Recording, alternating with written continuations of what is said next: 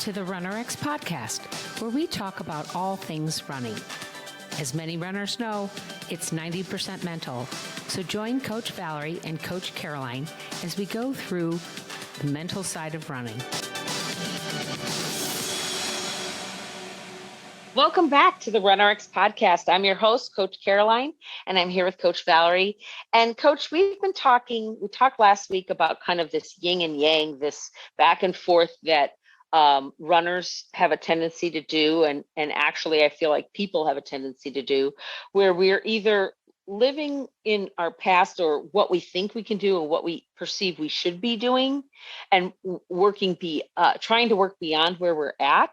But then there's this type of person, type of mentality, type of mindset where we're almost intentionally holding ourselves back, where we've talked about it's like living in my limitation. And we've seen it where somebody will say, well, I have bad hips, or I have bad knees, or one foot is longer than the other. As a coach, how do you help me if I'm stuck in this limitation? I'm stuck in this way of thinking. No, Valerie, it's my hips. No, Valerie, my foot is too short. Or no, Valerie, I'm too old. I'm limited. I can't do this. And you and I have joked. You've coached so many different people. How do you help me get out of that that limitation? Because I'm really stuck in that back kind of, I'm not living up to my running potential. How do you deal with that? How do you help me? Well, I just do it by showing and teaching correct movement. And one of the things that if people will open their mind to moving, they're already moving. You already move. You're already moving. I tell people this all the time. You're without me, without ever meeting me, without ever whatever, somehow you're getting up and around, right? So when you start to learn that there's a way to move that can help you, one, move better, but also reduce potentials for injuries, then you start to own your movement. And instead of being limited, it's okay to be aware of your limitations. That doesn't bother me. And I always think, wow, they sure know so many things that are wrong about them. I mean, people tell me, that's all they do when they meet me.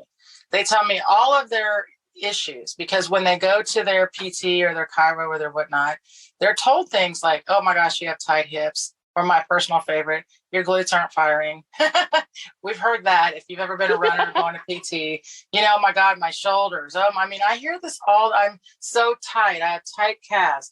This is all I hear from people. And I'm thinking, okay, you know that and you're doing nothing. You see what I mean? Like for me, it's like, okay, let's work on what to do. And this is what the best thing I ever learned in my life, guys. And this is so true, because I was that runner too. I never came into exercise for limitation. Like when I first started as a trainer, I was all about how I'm going to make you look better, feel better, right? I'm a trainer. And everyone had limitations. I've never met a person that I'm like, wow, you're just perfect. The symmetry is perfect. There's nothing wrong with you at all. Instead, though, of focusing on that, I never focus on that. I focus on, let's teach you how to move. Let's teach you how to stand. Let's teach you how to, how to breathe, how to, I do this all the time with people. When I first meet them, all I'm thinking is, let me just help you stand and breathe, and when you start to just feel different in small movements like that, I think it helps you open your mind for the bigger movements. And you can tell me all day long my hips are tight, and I'm going to ignore you.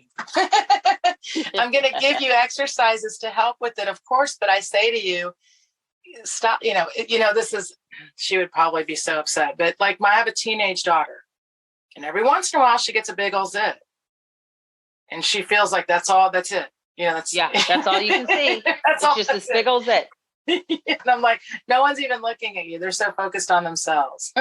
Right. They're worried about their own zits.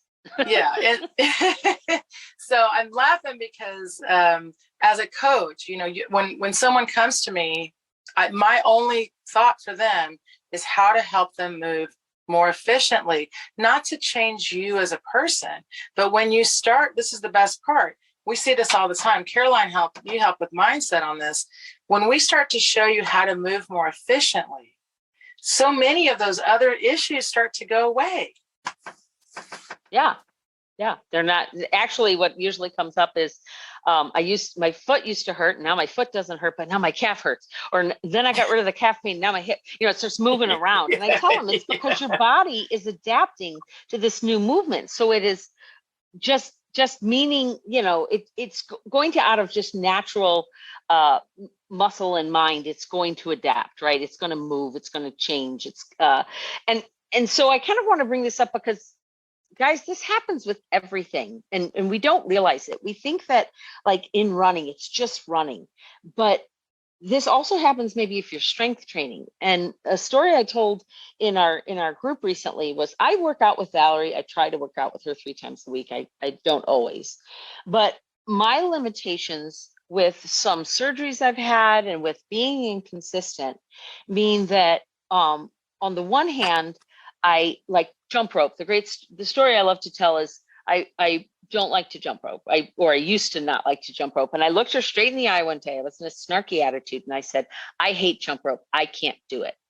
And she looked right back at me and said, that's a lousy mindset. And she's spot on, right? And so she said, let's look at the jump rope, right? So we looked at the jump rope and she's like, well, that's not the right size jump rope. But we got me a new one. I actually wound up buying one and actually put it to the size of my person, my height, right where it should be. And wouldn't you know it, I could jump rope. I could no longer say I can't jump rope because I could jump rope. And I couldn't do single at that time. I was doing a double hit where every time it would go around, I would jump twice, 2 little jumps, and then I would put it around. And we just went with that for about a year. I've been just jumping twice, right? And she do the jump rope as it's put in the workout, but she doesn't like criticize me, or she's very happy I'm doing the jump rope, right? So the other day, I thought this was just so amazing. We had to do 60 hops, 60 jump ropes, right, in a minute. And I did the first set and I got right up to a minute, like right up to 59 seconds. And she said, no, you have to do it in 40 seconds. So if you don't get to 60 and stop at 40 seconds, we want you to have a little break there. So we had 5 of these sets. So the next couple of sets, I just tried to do my double jumps a little bit faster to try to still hit my 60 within the 40 seconds. Okay, no problem. Did it like 41 the first time, I think 39 the second time. Then I go up on round 4 and I don't even know what prompted it, but all of a sudden I'm like, I'm going to hit 40 seconds. And wouldn't you know it, I was doing single jumps. Every turn I was jumping, perfectly timed. You guys, my mind freaked out. Like if there was a person above my head, it was going, oh my God, oh my God, oh my God, you're jumping every time. It was totally just freaking out. And like my body said, chill, you got this. Like it just totally like took over. I don't know if it was the music or what it was, but I got to the 40. I was at actually, I think it was closer to 30 seconds. I hit my 60 without stopping, without having to double jump, and without tripping. And I basically screamed. I looked at Valerie and went, I did it. So it was just this crazy feeling that my body was ready, but my mind wasn't. And that's why I want to bring this up to you guys, is that sometimes we need our coach. Like, she didn't challenge me. She didn't say you have to do singles. She just said, do it within 40 seconds. She encouraged me to do it within 40 seconds. And then my body said, hey, girl, I got you, right? We got this.